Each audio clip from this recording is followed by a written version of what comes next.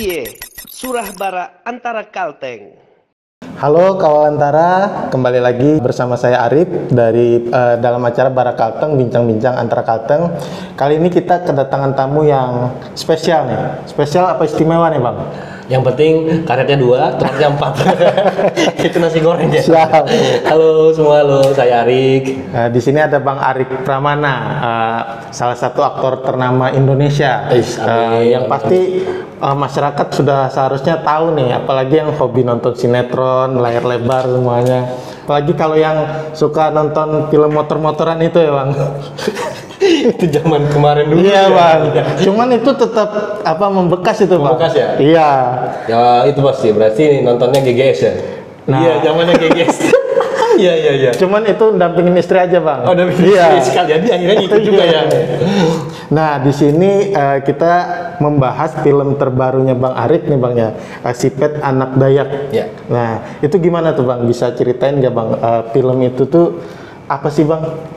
Oke, film Sipet Anak Dayak itu adalah film yang menceritakan tentang tokoh pendiri Kalimantan Tengah, dan saya dipercayakan untuk mengangkat cerita tersebut, dan insya Allah tanggal 5 nanti akan tayang di bioskop XX1 Palma, dan ini baru pertama kali film daerah Kalimantan bisa ditayangkan di XX1, padahal sangat sulit banget kita bisa nayangin di situ karena macam-macam lah izinnya, itunya pokoknya kita padahal kan bisa dibilang ini film daerah ya. Yeah. Film daerah harusnya kan XX1 itu numpang ya sama kita.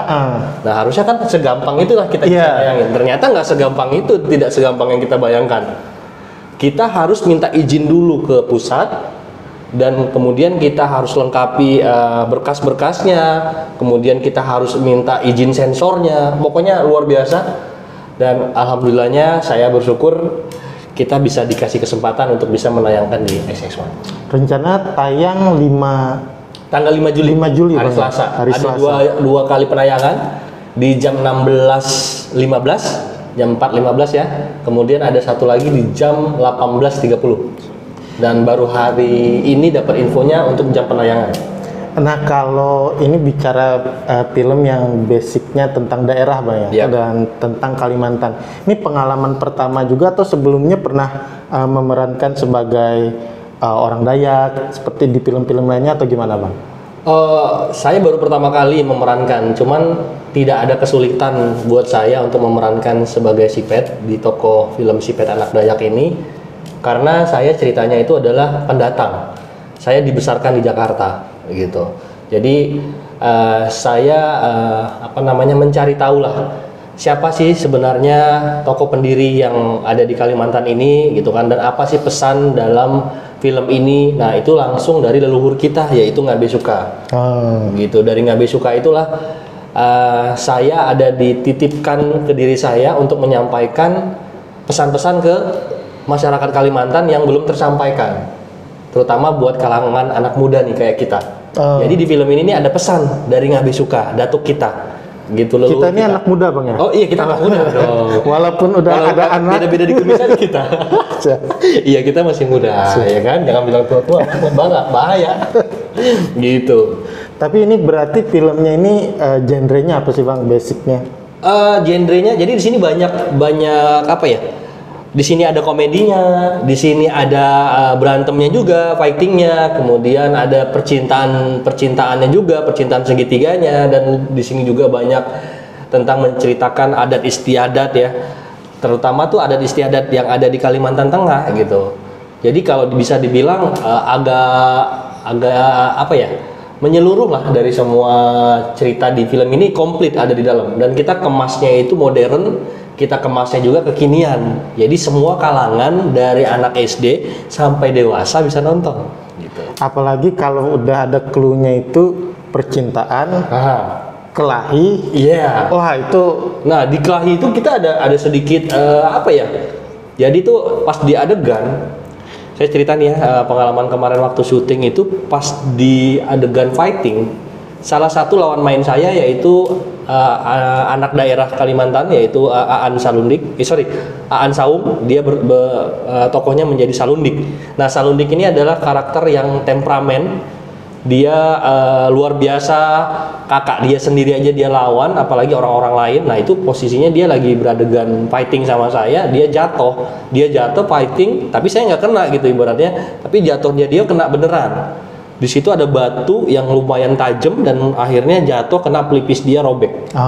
Robek beneran gitu, keluar darah, dan setelah itu ternyata habis itu dia kesurupan. Oh, sampai ada pengalaman. Iya, ada kesurupan. Jadi kesurupannya itu merambat gitu. Setelah dia ada lagi 2-3 orang lagi, habis itu kesurupan lagi. Dan ini real, Bang. Real. Kita nggak ada gimmick ya, jadi apa adanya. Ada ini juga, bukan prank-prankan. nggak ada prank-prankan gitu. Dan mungkin bisa dilihat di Instagram Sipet Anak Dayak itu ada tokoh Salundik, di sini kelihatan tuh robeknya. Gitu, emang bener-bener abis itu dia adegan itu pas lagi difoto, ya ini emang robek. Gitu. Sama ini Bang, kalau aku karena bicara mistis tadi ya, akhirnya mistis. Sama aku ada baca cerita Bang itu di tulisan. Kalau pas adegan syuting di sungai, itu ada kesan tersendiri Bang. Karena biasanya katanya nggak terlalu enak kalau syutingnya di sungai kayak gitu Bang. Iya, saya juga bingung nih, setelah syuting baru ngerasain, setelah adegan baru ngerasain. Jadi sebenarnya saya juga jujur agak takut sama air, karena memang ya kurang bisa berenang gitu. Oh, iya berenang. Kirain kalau kena air beku kayak gitu. Berenangnya gaya batu. Berarti sama Bang? Sama itu. Kita nggak muncul-muncul lagi ya kan. Nah, pas di adegan itu pas kita mau maghrib, udah dikasih tahu sama yang lain, udah kita break dulu gitu kan. Iya. Director bilang, udah nggak apa-apa, nanggung katanya. Posisinya kapal kita itu apa yang namanya di sini? Kelotok, bukan. Kelotok atau sampan atau apa? Kalau kelotok kan dia udah ada ininya kan, ada mesinnya tuh. Iya. Yang jukungnya. Oh jukung. Nah, kan pakai begini doang tuh. Itu kan serem ya. Jadi kalau miring-miring. Apalagi maghrib, suasana hutan. Nah, di sisi lain lagi ada warga yang lihat pas kami lagi jalan ke sana ada air pusat, air puteran gitu. Dan posisinya disuruh orang udah pada teriak, jangan lanjut, stop gitu kan. Gimana gua mau stop kan udah jauh jaraknya gitu kan. Dan gua ngelewatin pusaran itu dan alhamdulillahnya nggak ada muter dan segala macam, ya jalan-jalan aja. Jadi ya saya di sini di film ini saya merasa bukan hanya saya yang bermain, tapi ada tokoh yang memang mendampingi saya diberikan kekuatan, saya dilindungi. Memang kita dari awal memulai film ini kita memang minta doanya sama Allah juga supaya dilancarkan, dan alhamdulillah setelah itu lancar.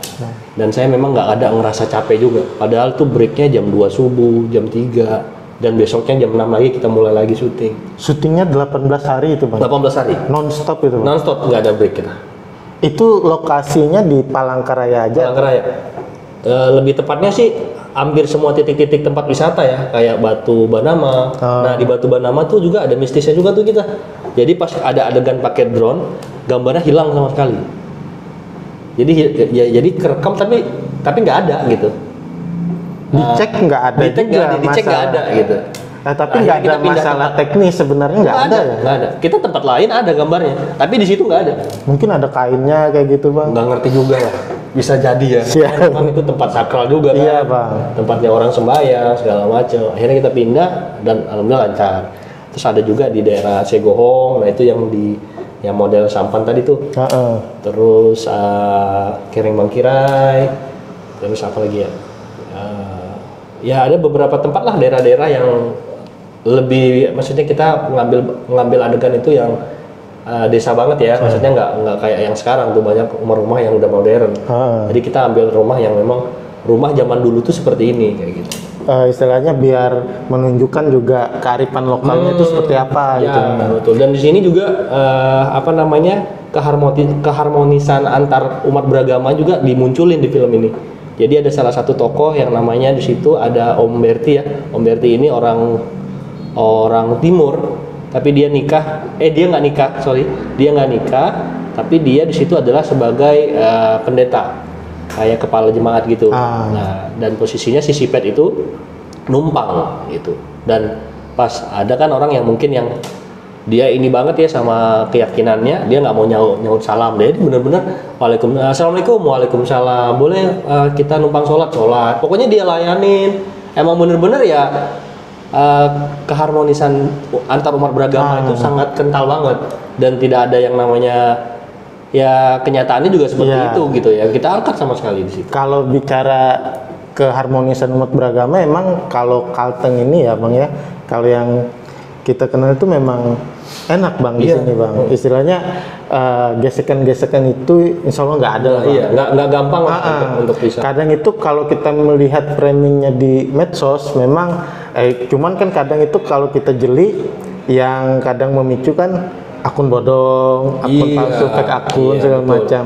Padahal kalau di realnya nggak masalah, nggak ada yang ribut-ribut kayak gitu.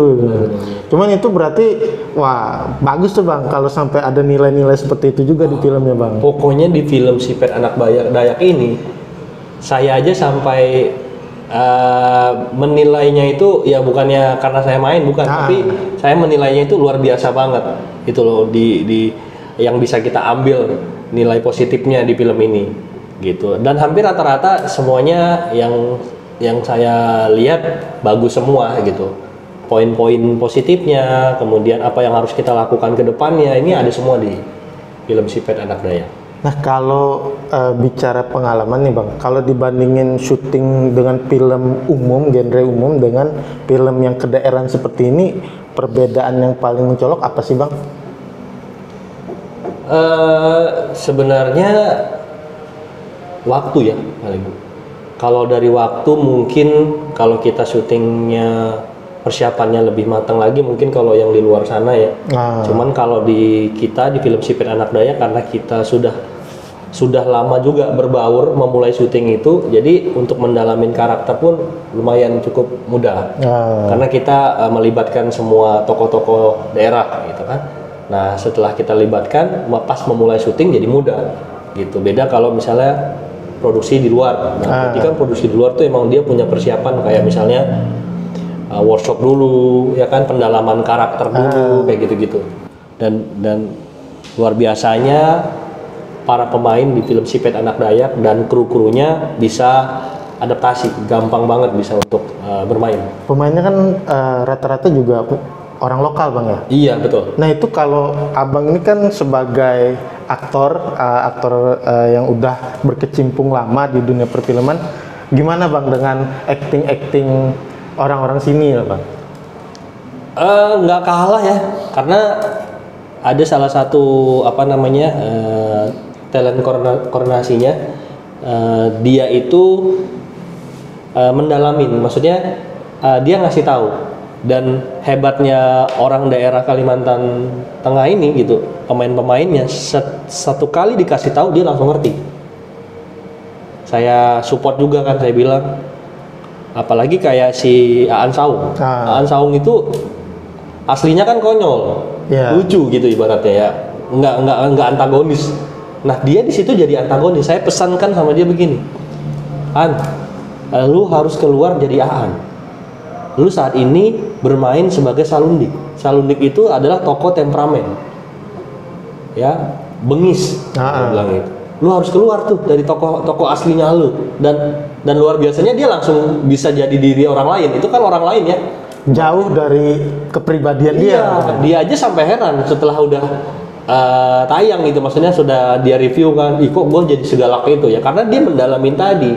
Lu harus keluar gitu Pak. Tapi kalau udah lagi di dalam set, lu harus jadi Salundik. Tapi kalau di luar, lu jadi Aan. Gitu. Nah, terus Bang, kalau ini bicara kebudayaan kita ya, budaya yang ada di Kalimantan Tengah, setelah bermain dalam film ini, Abang itu melihat Kalteng ini gimana sih sebenarnya Bang? Kesannya sebagai orang dari luar melihat Kalteng, masyarakatnya ataupun kebudayaannya itu gimana Bang? Sebenarnya Kalimantan Tengah khususnya Palangkaraya itu sangat berpotensi untuk bibit-bibit baru di dunia perfilman terutama gitu kan, sangat banyak yang bisa kita kembangkan. Mungkin mungkin beberapa waktu lalu atau sebelumnya bisa jadi ada orang kita ini sebagai investor yang pengen buat film, tapi orang luar memanfaatkan. Bisa jadi, misalnya dia punya modal, dia pengen bikin film, tahu-tahu orang luar itu tidak memanfaatkan peluang tadi disalahgunain. Dan yang saya harapkan untuk sekarang ini, pilihlah PH yang benar-benar PH itu punya latar belakang yang sudah mengerjakan sesuatu. Jangan hanya cuman, oh aku bisa, aku udah pernah ini, tapi nggak ada buktinya. Kayak gitu. Nah, kalau saya lihat ini sangat berpotensi banget. Baik itu di potensi para anak mudanya, kemudian juga daerahnya terutama. Nah, itu tuh orang luar tuh belum banyak yang tahu gitu. Masa kita bisa kalah sih sama Ngeri-Ngeri Sedap dari Medan? Gitu loh. Masa kita kalah sama Laskar Pelangi dari Belitung? Apalagi yang kemarin Banyuwangi KKN. Masa kalah gitu kan? Nah, kita nih punya. Nah, kan belum pernah ada yang saya dengar kalau Kalimantan atau suku Dayak bikin film. Filmnya viral, filmnya booming, belum ada. Nah, inilah saya di sini bertujuan ngegandeng semua kalangan, semua tokoh masyarakat. Ayo kita bisa nih. Ini momen Bang ya. Momen banget. Tambah lagi kita sudah sekian tahun libur nggak pernah nonton gara-gara COVID kemarin, ya kan? Tambah lagi sekarang perfilman Indonesia tidak dipandang sebelah mata nih, gitu sampai bisa ke internasional. Itu. Nah, ini salah satu gerbang awal lah film Sipet Anak Dayak ini untuk next berikutnya. Film Sipet Anak Dayak atau film Sipet yang lain-lain, ya, film daerah-daerah tokoh-tokoh yang lain yang ada di Kalimantan ini bisa kita angkat dengan sendirinya. Yang di luar sana bisa tahu siapa sebenarnya Kalimantan Tengah, siapa sebenarnya suku Dayak itu. Jadi jangan cuma stop di Sipet Anak Dayak ini justru ya Bang. Dan saya bersyukurnya disupport sama pemerintah, terutama Pak Wali Kota kita. Dia mensupport banget, dan rencananya ada film berikutnya nih tahun 2023 sama tahun 2024. Tinggal kita cari aja yang mana yang harus kita gali. Kita di sini datang tulus, ya. Kita datang ke sini bukan niat jahat, ya. Insya Allah pasti dilindungin ya. Dan alhamdulillah ya, saya bersyukur udah sering banget kesini. Dan malah sekarang saya udah jadi KTP-nya KTP sini. Oh serius lah? KTP khusus untuk film aja? Enggak, emang udah penduduk KTP-nya KTP sini sekarang. Kok bisa Bang? Waktu itu seperti mau mencalek. Tapi nggak masalah Bang, karena kita kan ibaratnya bicara peluang di sini, apalagi untuk membangun itu kan kita sama-sama membangun Bang. Iya. Saya juga makanya bersyukur banget, salah satunya dari antara Kalteng, pemimpin yang sekarang bahkan yang sebelumnya, yaitu abangku Bang Dayat, dia support banget gitu kan, sama teman-teman di sini support banget untuk mengangkat ini. Sampai dia bilang, Rick lu kok segitu banget sih sama Kalteng? Gue udah cinta mati Bang, gue gituin. Udah bukan jadi tempat yang baru gue datangin, udah ngerasa gue udah kayak udah lahir di sini gitu loh. Udah kenal lama. Iya, udah kenal lama. Saya di sini injak tahun 2015, bahkan saya udah ditepung tawari nih. Oh, sudah ditepung tawari. Jadi sama kayak pejabat-pejabat juga Bang ya. Jadi bukan hanya jadi kayak orang yang baru datang kayak gitu. Jadi udah ngerasa nyatu banget. Tapi ya memang kalau dialeknya belum terlalu ini banget, kental banget. Tapi kalau orang ngomong, ya alhamdulillah saya paham sih. Iya, ibaratnya ada bahasa-bahasa Dayak tuh udah bisa nyerna Bang ya. Apalagi makanannya, ya aduh mantep. Makanannya udah nyoba semua atau gimana Bang? Hampir semua. Hampir semua Bang ya. Bahkan tadi aja habis kesini udah nyobain soto dulu ya kan. Bahkan udah punya warung juga Bang. Enggak, warungnya itu dari daerah lain malah. Enggak, ada ikannya. Iya, ada ikannya kan. Ikannya iya. Nah Bang, harapan selanjutnya nih Bang, istilahnya dengan Sipet Anak Dayak kepada para pemuda, kepada pemerintah, ini kan istilahnya bahkan pemerintah daerah di Kalteng ini ada banyak Bang. Ada beberapa pemerintah kabupaten, istilah kita itu punya sekitar 13 kabupaten dan 1 kota. Jadi masing-masing daerah itu kan sebenarnya punya cerita-cerita sendiri, dan ibaratnya kalau melihat ini, ada nggak sih Bang peluang ke depan yang serupa dengan Sipet Anak Dayak ini Bang? Saya berharap banget melalui film Sipet Anak Dayak ini adalah salah satu awal mula perfilman Kalimantan Tengah atau suku Dayak memulai melangkah. Ini nih awal pertama kali nih. Saya berharapnya itu, dan potensi kedepannya saya berharap juga untuk para pejabat, untuk para segala kalangan ya, bahkan investor jangan pernah stop. Kita bisa bekerja sama, kita bisa saling support. Gimana caranya kita bisa mengangkat tokoh-tokoh lain atau daerah-daerah lain yang tadi ada 13 kabupaten, mungkin ada cerita-cerita yang lain bisa kita angkat. Kita bisa berkolaborasi sama-sama, kita gandeng mungkin stasiun TV atau PH yang lebih besar lagi, kayak misalnya MD, Star Vision, Multivision, MNC Picture dan sebagainya. Dan kebetulan saya punya link untuk ke sana, kita bisa kerjasama. Jadi kita nasionalkan. Dan saya berharap juga di film Sipet Anak Dayak ini, saya mau intinya nggak mau kalah sama Sulawesi Selatan, yaitu Wang Panai. Nah, Wang Panai itu kurang lebih 500.000 penonton. Dan awalnya sama seperti kita, Sipet Anak Dayak, dia hanya menyuruh atau mengajak daerahnya aja yang nonton. Tapi setelah viral di daerah itu, daerah lain akhirnya buka di tempat lain, XX1-nya dikasih slot banyak. termasuk saya nonton itu. Itu kan tadinya hanya di daerah. Karena saya pas lihat trailernya itu menarik bang, menarik dalam artian nggak kayak film-film umum ya istilahnya, karena kedaerahan itu biasanya punya cerita tersendiri. Akhirnya kita penasaran. Iya. Nah di sini juga begitu, di Sipet Anak Dayak itu ada yang membuat kita penasaran. Gitu, kita nggak bisa omongin karena memang ada pesan yang di dalam film Sipet Anak Dayak, dan saya yakin insya Allah orang yang nonton tidak mengecewakan. Banyak gambar-gambar yang bagus, cerita yang lucu, yang unik, yang bikin kita akan terbuai dan akhirnya udah selesai aja nontonnya, nggak bosenin lah. Siap. Karena kita juga gandeng musisi lokal. Jadi film kita ini yang masukin musiknya itu langsung dari salah satu musisi kita yang terkenal di sini ya, namanya Daniel Nuhan dan Muci. Nah, Daniel Nuhan itu dia pakai alat apa namanya? Yang model kayak kecapi itu kan, yang khas yang Kalimantan. Nah, mereka lah yang mengisi. Makanya saya di sini open. Saya ngajak, ayo teman-teman, ini film kita. Saya bilang, ayo kita sama-sama kita sukseskan film Sipet Anak Dayak. Pesannya bang, buat kaula muda kita ini bang. Pesan buat teman-teman ya, buat anak-anak muda yang luar biasa punya ide-ide, baik itu dari selebgram, youtuber, tiktokers, semuanya musisi. Dan yang saya lihat banyak banget musisi. Tapi saya belum melihat dari sisi perfilman di dunia acting. Kalian sangat berpotensi. Ayo teman-teman sama-sama kita tunjukin, kita buktikan ke daerah luar, bahkan ke TV-TV nasional, kalau anak-anak muda anak-anak muda bisa berkarya, yaitu khususnya anak-anak muda Kalimantan Tengah, Palangkaraya. Kita saling support. Ayo kita bisa saya bisa kasih jalan, saya bisa kasih kesempatan ya.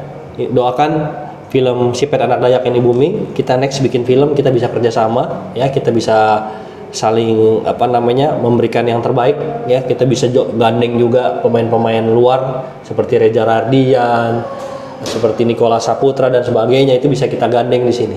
Itu cukup lumayan gampang karena teman-teman di sini sudah ada linknya, sudah ada jalannya.